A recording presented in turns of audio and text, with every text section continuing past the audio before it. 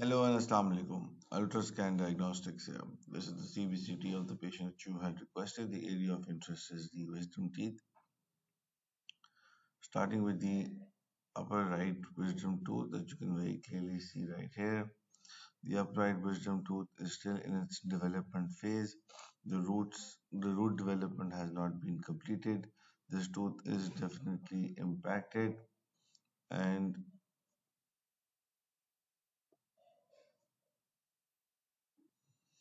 there is no radiolucency developing around it.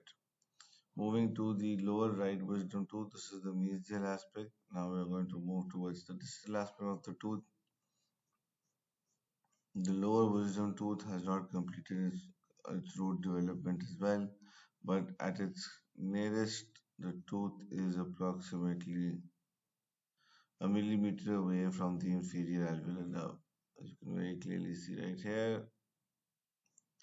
So that is the distal root. Yeah, there you go. That's the distal root, which has an open apex. And then this is the mesial root, which you can see right here, which is approximately again a millimeter away. Now moving to the upper left wisdom tooth, this is also impacted with millimetered root development. It's very closely associated with the roots of the seven, so that's something to be kept in mind.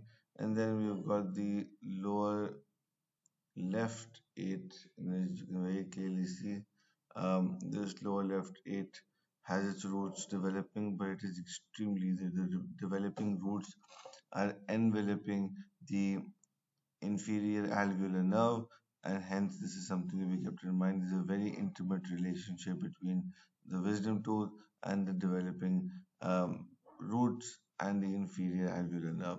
As you can see, the lower left ear also has a slight bit of a crack that you can see right here. This is the axial view or the top to bottom view. Here you can also see the relationship between the developing root of the wisdom teeth and the inferior alveolar nerve.